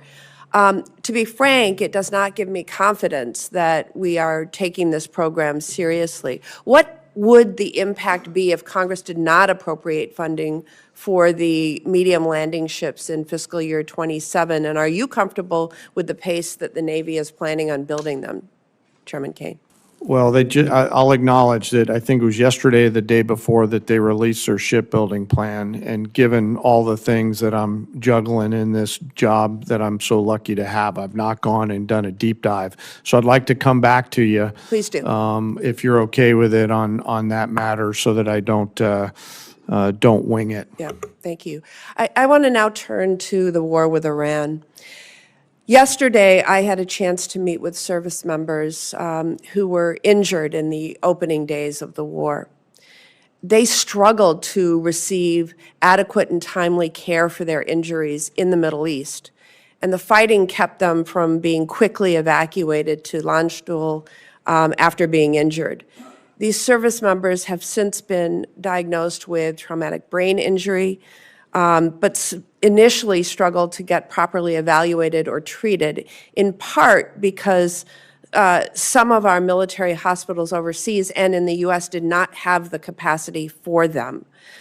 They had to wait for more than 3 weeks to receive the treatment they needed, and it seems clear to me that our military medical system was not prepared to treat those injured in this war. Secretary Hegseth, did DOD review our military health system's readiness to treat those injured in a war with Iran, and did that impact your recommendation to begin Operation Epic Fury? Well, the view of the department was always to, as expeditiously as possible, move anyone injured that needed further care to Europe for that care, with the recognition that, thankfully, 90% of those that have been injured in Epic Fury have returned to duty. So most of those injuries have been minor enough that they return, but we always catalog if there could be future complications to ensure that they get care in the future. It seemed to me, from what I heard, that we weren't prepared in theater, we weren't prepared in Germany, and we weren't prepared immediately upon these soldiers' return to the U.S. can you commit to ensuring that every service member, including my constituents, will receive necessary medical care after being injured in this war, and that the military health system is now prepared for any future casualties in this war? We have been, and we will continue to be.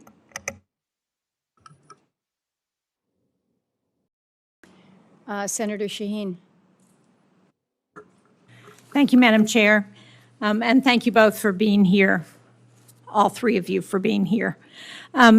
Since your testimony 2 weeks ago, Secretary Hegseth, before the Armed Services Committee, the department has sent over your legal review, which I appreciate, thank you, for use of security assistance funding for Ukraine.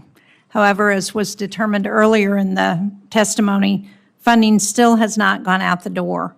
And I didn't hear you give a date when this committee or the Armed Services Committee can expect to hear or receive a spend plan for those dollars. General Caine, the day of the testimony, got back to us as he said he would and explained that he had coordinated on the spend plan on April 13th. So that's been almost a month, and we still haven't gotten anything. So when are we going to see the spend plan for Ukraine?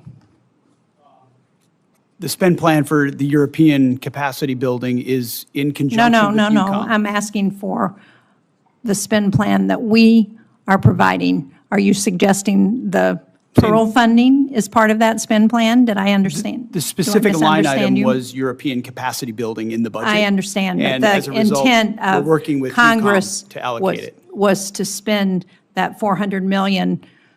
I think you heard from Chairman McConnell, you heard from Senator Coons. There was discussion at the time with the Congress that those dollars were intended to be used for Ukraine. And the reason it was designated as it was because what we heard from Speaker Johnson was that the president was going to veto the bill if Ukraine was mentioned in it anywhere in the bill. And so that's why the determination was to use the term European, but the clear intent was for that money to be spent for Ukraine. So again, when is the money going to go out the door? When is this committee going to get the spend plan? Ma'am, we're expecting to see a final spend plan for that this week, and once we have it, we can provide it to Congress. And who still has to review the spend plan? So General Caine's review isn't enough? Well, ultimately, and he passed me a note on this earlier, European Command is going to take the lead on ensuring this gets I know, but deployed General most effectively. So that's where Brinkovich, as I pointed out 2 weeks ago, had already reviewed the spend plan. So we're not waiting for him to do that, as I understand. No, ma'am, I believe we are. I think EUCOM is trying to make a few tweaks to the spend plan. Okay, so when do we think we will get it? I believe we'll have it to you this week. Okay. And when do we expect money to go out the door once that spend plan is available? I don't know what they're putting in the spend plan, so I can't tell you what the schedule will be for contracting. That will matter. What they choose to buy with that money will determine how fast it goes out the door. Okay, if this committee doesn't come back to you, I can guarantee you the Armed Services Committee is going to come back to you and get an answer to that question. Secretary Hegseth, a number of members of Congress have expressed our concern that Iran is receiving intelligence support from Russia to target our service members, even as we loosen sanctions on the Kremlin. Russia's making $4 billion from oil sanctions relief because we've loosened those sanctions. As has been testified to, an Iranian Shahed drone costs about $35,000. That's enough money for hundreds of thousands of drones supporting Russia's war in Ukraine, and billions for Iran to reconstitute its industrial base. So if one of the goals that's been outlined by the president as part of this war is to destroy Iran's defense industrial base, don't you think we ought to be putting more pressure on Russia and putting those sanctions back on those Russian oil ships so that they are not continuing to fund Iran in this war? Senator, we know Russia is a nefarious actor on a lot of levels and account for that, but I would say the destruction of Well, Iran's defense but all- industrial base has been highly All effective evidence to in the this effort. contrary. We're not accounting for that if we're giving Russia the opportunity to earn $4 billion a month, $20 billion by the end of the year if we leave those sanctions lifted for that time, during which they can continue to fund Iran. Well, the destruction of They can defense continue of to Iran's provide defense oil industrial to base China. has been clear and overwhelming. The destruction of Iran's defense industrial base has been clear and overwhelming. Well, it's certainly not clear to me as a member of the committee, because what we see is Iran still producing drones. They're still engaged in this conflict.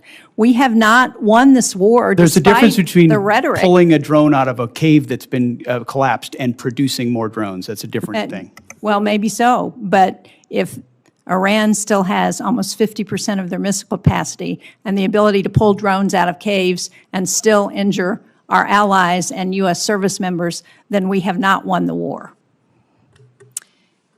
We are told that Senator Kennedy should be here in mere minutes, and so Senator Coons, if you want to ask you, a Senator. couple questions until he arrives. Thank you, Senator Murkowski. Mr. Secretary, I'm just going to follow up on the questions I asked in my first round and the questions that had been asked by members of both parties. In my assessment, there was no imminent threat to the United States that justified the president using his Article II powers, and there was insufficient preparation to make sure that we had the right troops, the right capability deployed. There used to be a consensus in national security that America should only go to war when there's an imminent threat to our national security, when all other options have been exhausted, and when we have clear objectives and a plan for how it ends. As General Caine testified, the military was given 3 clear goals: sink the Navy, attack and destroy the ballistic missile launchers, and degrade their defense industrial base, and you've accomplished those. But President Trump celebrated regime change after saying that regime change was the real goal. And our NATO allies have delivered. They have allowed overflight. They have allowed projection of force despite not being consulted.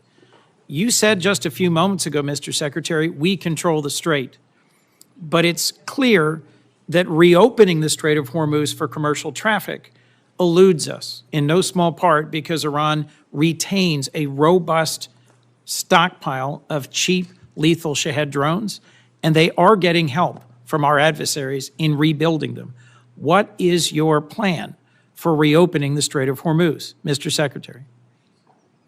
I would just note that the majority of your question was highly disingenuous and loaded with suggestions that I very much don't agree with. From the beginning, Please feel free, sir, to pick any one of those From the things. beginning, we've been very clear about the military objectives and Yes. the underlying strategic objective, which is preventing Iran from getting a nuclear weapon. Yes. Take, for example, the fact that Iranians' conventional Navy, they had aircraft carriers with Shahed drones on them before this started. They had full-on destroyers and battleship capabilities, none of which they have anymore. And Did their the inability Iranian to- Navy have aircraft carriers? Iranian Navy had 3 drone aircraft carriers. The Okay. Iranian Navy They had 11 launch submarines. platforms for drones, sure. They had 11 submarines. And you've They had sunk a all of the terror regular Navy. Great, good. They retain fast boat capabilities, which they've always had. We understand that, which we can control for and will. We've degraded almost completely their defense industrial base capabilities. The idea that they control anything, you can terrorize something, you can hold it at issue with piracy, as I've talked about at the Pentagon podium time and time again. Correct. That doesn't mean you control it. We control what goes in and out, and we control whether or not we have to restart conflict. The president does as well. Mr. So Secretary- we're the ones that will manage where this goes in the future, and they have very limited ability to set the tempo or respond to it, and that gives the president a lot of options to ensure that Iran never gets a nuclear weapon. The connection between their ability to close the Strait of Hormuz using fast boats and Shahed drones and our strategic goal, shared broadly, to prevent them from ever having a usable nuclear weapon is utterly unclear to me. And my question was, what's the plan for reopening the Strait of Hormuz to commercial traffic, given shared broadly but skyrocketing never prices? executed. Shared broadly but never executed because previous administration didn't have the willingness to actually do what it would take. And when Iran was at its weakest moments following the 12-day war, but still wanted the pursuit of a nuclear capability, President Trump made the courageous decision to go at their conventional umbrella and shield, which they were using to protect their nuclear program, which we knew came with threats and branches and sequels. My which we've concern, accounted Mr. for. Secretary, is that you've achieved a series of tactical successes but are on the verge of a strategic loss, because we are now negotiating. I just think it's so foolish. Here we are in a committee in the United States Senate, 74 days in, and you're talking about strategic loss.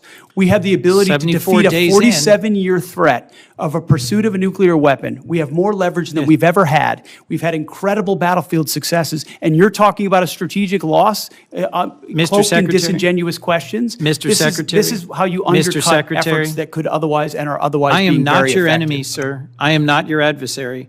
I share your goal of preventing Iran from ever having a usable nuclear weapon. To finish my sentence, control of the Strait of Hormuz, the ability to degrade our partners and allies' gas and oil production capabilities through cheap drones, the ability to harass and harry commercial shipping remains in Iran's hands. And their demands are that we recognize sovereignty for them over the Strait of Hormuz, which I believe our president's rejected, you've rejected, I reject. But my question remains, how do we reopen the Strait of Hormuz to commercial shipping? If we control it, how do we reopen it? And your average American is seeing this at the gas pump every single day as the cost of gas continues to rise. Senator Coons, I know that your question has not yet been responded to. And it deserves an answer. It does But I deserve also an understand I'm answer. delaying my colleagues. But that's the question that deserves an answer, Mr. Secretary. We do have Senator Kennedy, followed by Senator Murphy, and I know that Secretary has a time departure. Thank you for your indulgence, Thank you. Madam Chair. Thank you. Mr. Secretary, welcome. Can we agree that if you took President Xi Jinping and turned him upside down and shook him, that the African country of Mauritius would fall out of his pocket? I don't know if we can, but I'd like to indulge you on that. Well, let me try it another way. Mauritius is good friends with China, is it not? I understand there's some level of a relationship there. Yeah. Yeah, like they're BFFs or whatever the young people call it. Prime Minister Starmer wants to give Diego Garcia and the Chagos Islands to Mauritius, which has virtually no connection with the Chagos Islands, who will promptly give a spare key to Diego Garcia to China. Is that accurate? What I would underscore is that Diego Garcia is a very strategic location, and having the ability to operate there for the United States military is going to be critically important in the future. Starmer wants to give it away, does he not? As President Trump has stated, there's been some pretty bad deals made by the Brits as it pertains to Diego Garcia. I'd like to hear you, I mean, the president's been back and forth on this, and I've talked to him a lot. He is not going to agree to that, is he? No, as the president has stated, it was a bad deal that was cut by the UK and Prime Minister Starmer as it pertains to Diego Garcia, as evidenced by limitations that our troops could face in how we use that island. Yes. All right. I appreciate that. My understanding is that the classified information and unclassified, it's public, showed that our intelligence discovered that not that long ago, Iran had developed the supreme leader, now dead as fried chicken, but they have a new supreme leader, had developed a new game plan for their nuclear weapons program. And their game plan was to jack up both ballistic and cruise missile production and drone production, and put together this huge stockpile of missiles and drones. At which point they would turn to the United States and Israel and the rest of the world and say, we're going to restart our nuclear weapons program.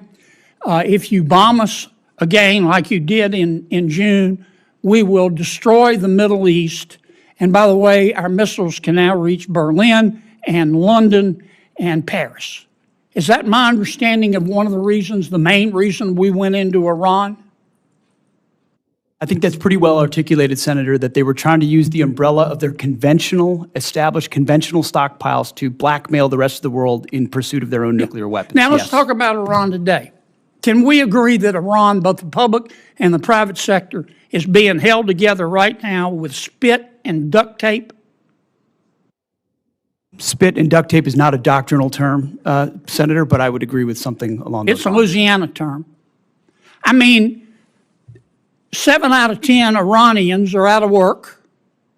We bomb their infrastructure. They've got 70% inflation. Their internet's shut off. You know better than I do what we've done on the military side. Their launchers, gone. Their missiles, for the most part, gone. Their drones, gone. Do they have some left? Yeah. Their Navy, gone. Their Air Force, gone. You can get in an airplane, you personally, and fly anywhere you want to across Iran right now and feel safe because they don't have any air defenses. It will be, in my opinion, 20 years and cost $1 trillion before they're even back somewhat to normal. And I don't have the slightest idea where they're going to get the money. If they think China's going to give it to them or Russia, they've got to learn a hard lesson. To that extent, have we achieved our objective in Iran?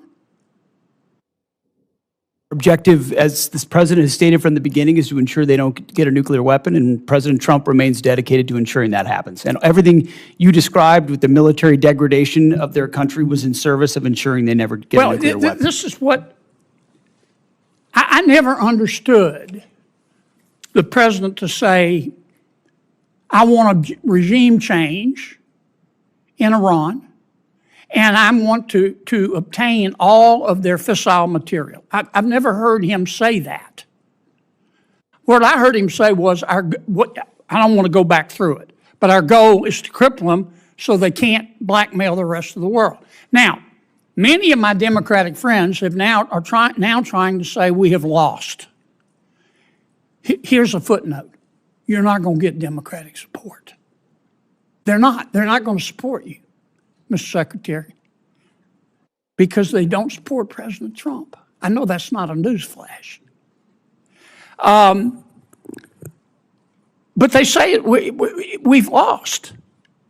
I don't get it. I don't understand how we've lost. Is the strait closed? Yes.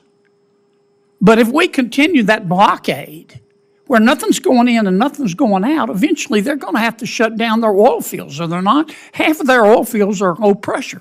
Once they put them down, they're not going to get them back up. Am I missing something here? No, that's why the president is right when he says we hold all the cards, and we do. And we've got the best deal maker in the world able to make the best deal for the United States of America. And if we have to go back at it as the Department of War, we're ready to do that as well. Well, keep two things in mind. You're not going to win over my Democratic friends. It's not worth getting your blood pressure up. Focus on other things. And number two, just keep this in mind. America first does not have to mean America alone. America first does not have to mean America alone. We need all the friends we can get. They need to carry their own weight. They need to pay their bills. But the more the better. I'm sorry I went way over, but I sure do appreciate Senator it. Kennedy. Senator Murphy. Thank you, Madam Chair. Thank you all for being here. Let me give you a chance, Mr. Secretary, to answer Senator Coons' question, which is a really simple one. How are we going to get the strait open? Because nothing matters more to our constituents than doing something about these spiraling gas prices, which are bankrupting families and farmers all across the country. And maybe let me ask it this way. This is the first time you've come before this committee, but in other briefings, people that work for you have told us in plain terms that there is no military mechanism to reopen the strait, that ultimately it will be a political decision made by Iran. And I think you're confirming that here today by suggesting that it will be economic pressure that will create a political imperative inside Tehran to open the strait. So can you just confirm for the committee that there is not a military mechanism or means to reopen the strait, that ultimately we have to essentially use diplomacy, economic diplomacy in this case, in order to convince Iran to make the decision to reopen the strait? I would say, Senator, there most certainly are military means by which we could open the strait, both on targets on land, and also with what we do with our naval capabilities, not to mention our naval blockade. Why haven't demonstrated you by, done, if that's true, and that's not what has been testified to us in private briefings, why haven't you done that already? Ultimately, a long-term, a preferred long-term approach would be a deal where they open it up, where they stop being pirates of an international waters and allow countries from all nations to flow. You know, these aren't U.S. ships that are being blockaded there. These are ships from all around the world, creating much more pressure for other countries than ours. So the bad guy here is Iran, who's closing the strait through piracy effectively, because they really only have fast boat capabilities. We're blockading them. None of their stuff's getting out. They're feeling all the pressure. Okay, so here's they're feeling all the pressure. Here's my follow-up question. You don't worry that through a study of history, you might come to the conclusion that you are overestimating their willingness to cave based upon economic pressure. The Russians believed years ago that Ukraine would cave because of the economic pressure they were putting on Ukraine. We thought the North Vietnamese would cave because of the economic pressure we were putting on them. Your own intelligence estimates, as has been reported, suggest that, in fact, the Iranians are in a position to hold out for potentially years. This is a high-risk strategy to hope that this economic pressure will eventually cause them to voluntarily reopen the strait when there's plenty of evidence from military history to show that countries that are being attacked or invaded or occupied are actually willing to put up with a whole lot of economic misery in order to preserve national pride. Well aware. We've looked at we understand all of those historical case studies, and it's not just economic pressure. There's military pressure, diplomatic pressure. We certainly have a lot more military pressure we can bring to bear if the president were to choose to do so. I think there are a lot of different dynamics cards that the president can play, holding all of them to ensure even greater economic pressure or even greater military pressure in Iran. And they know that, and that's why the negotiations are serious and ongoing right now about giving up their nuclear capability, because they understand that. And the problem is time is not on our side here. I believe you are being way too optimistic in your assessment of their potential to cave. But if this goes on for another 30 days, there are going to be thousands more farms that will go bankrupt. There are going to be families that are going to be ruined. And so time is not on our side. And I just don't believe that Iran is ready to capitulate yet. And if they capitulate in a year, there's going to be a whole lot of families and businesses that are ruined in the United States. General Caine, let me finally ask you a question about what seems to be a difference of opinion between the intelligence services that you rely on and the public statements of the President of the United States with respect to our war objectives. The Secretary and others in the President's cabinet have said very clearly that our war objective is to destroy Iran's missile and drone program.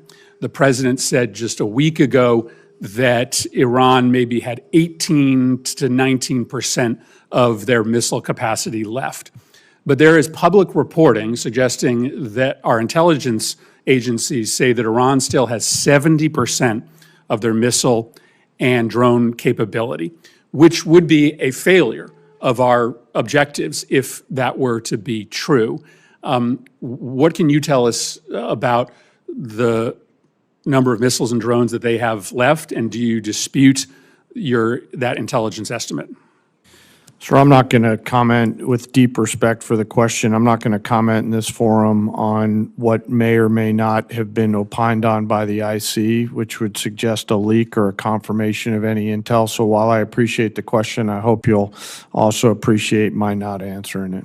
Well, then just give me the President said that 80% of I'm not going to comment on BDA on either way, sir. Well, then how do we or the American public assess the success of the mission when you've stated publicly the purpose of the mission is to destroy their missile and drone capability?